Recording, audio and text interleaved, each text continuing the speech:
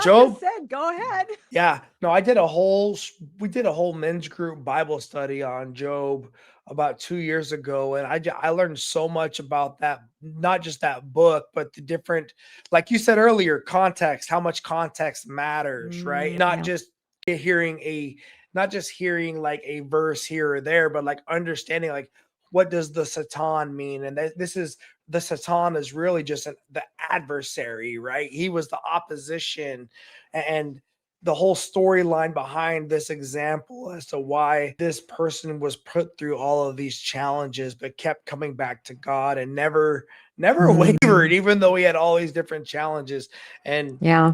and when I look to Jesus as an example, I mean, so many different things that I can look to as examples, but like you say in the book, don't think the fight's not happening today, right? Because people will talk like, oh, it's not happening anymore. The devil's not out there anymore. People will act like in 2026 is not the same as the New Testament, or it's not the same as Job.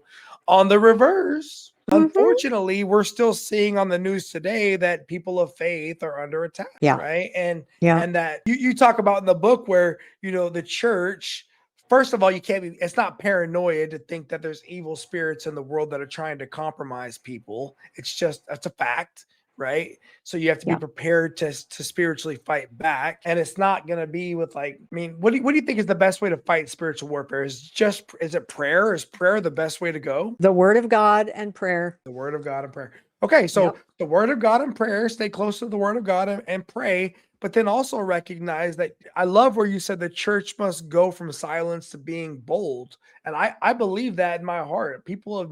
I'm blessed to live in the state of Florida.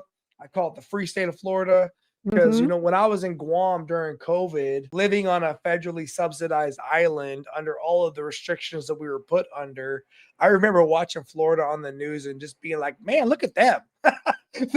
they're out there living their best life. They're putting it in God's hands. They got these stickers all over the place that says faith, not fear, right? And it's just part of why I chose to retire here is because I wanted to choose to live in a community that has similar ideas. And we now put up in our classrooms that we put posters up that say "One Nation under God," right?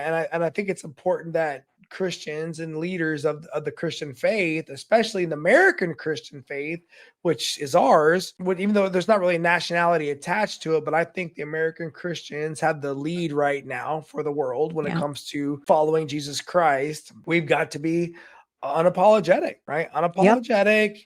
And I'm not saying we got to be abrasive, but the word of God is the way in. And unfortunately, there is only a small doorway into the heaven. It's through Jesus, right? Yeah.